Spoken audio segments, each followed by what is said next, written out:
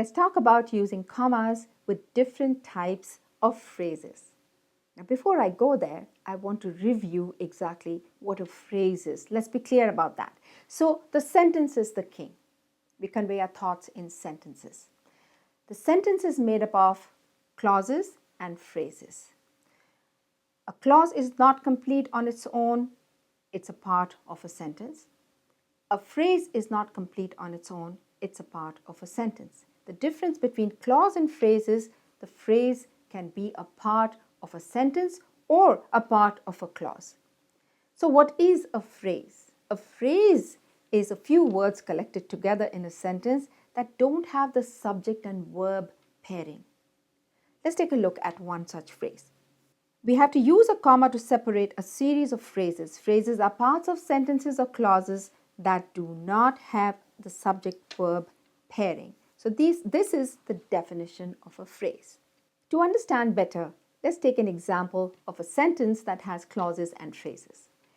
During the summer, I went to the Grand Canyon, did river rafting in the Colorado River, and went horse riding in the valley. So that's the entire sentence. Now I have an independent clause, and we will discuss this further. But during the summer, I went to the Grand Canyon. We have a verb here, went. I is the subject of the verb. So we have a subject-verb pairing here. This is an independent clause. During the summer, I went to the Grand Canyon. Now we have some phrases following which have the verb but don't have the subject. Did river rafting in the Colorado River. So did river rafting is the verb, but this part doesn't have I did river rafting. So this is a phrase. And went horse riding in the valley. Went horse riding is the verb but doesn't have the subject in this part. So this is a phrase and this is a phrase. And here we have an independent clause. I clause for short. So this is how a sentence is made up of clauses and phrases.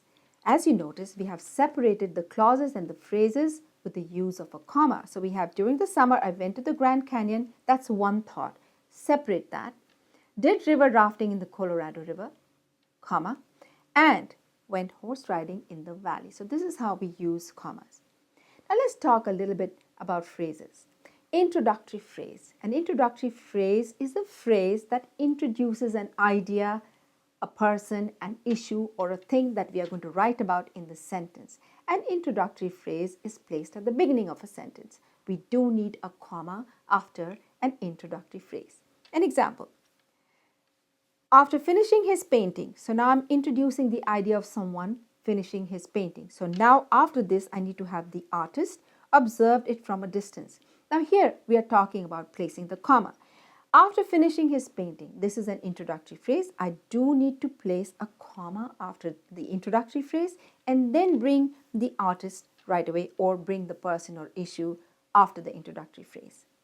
So use a comma after a phrase or clause that precedes the subject, the main idea of the sentence, or introduces us to the main idea of the sentence.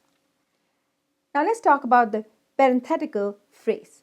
A phrase that is added into a sentence to build an additional expression without changing the sentence's intended main idea or message. Now, as we know, these sentences are structured like this. We start the sentence here and we have a comma. Then here is the parenthetical phrase and the comma, and then we have the rest of the sentence full stop. Now, this is also known as a modifying phrase or a modifier. This phrase can also be placed between two parentheses, that is why it's possibly called a parenthetical phrase, but most commonly we use two commas to separate. The main idea is here, the main idea. So connect the first part to the part after this phrase and there you will have the main idea. But the one between the two commas or between two brackets is added information or parenthetical phrase. So let's take an example of this one. As a matter of fact, as unbelievable as it may be. So these are all parenthetical or modifying phrases that can be placed within a sentence. As a matter of fact, as unbelievable as it may be, to tell the truth, I never knew, to tell the truth, what was going on.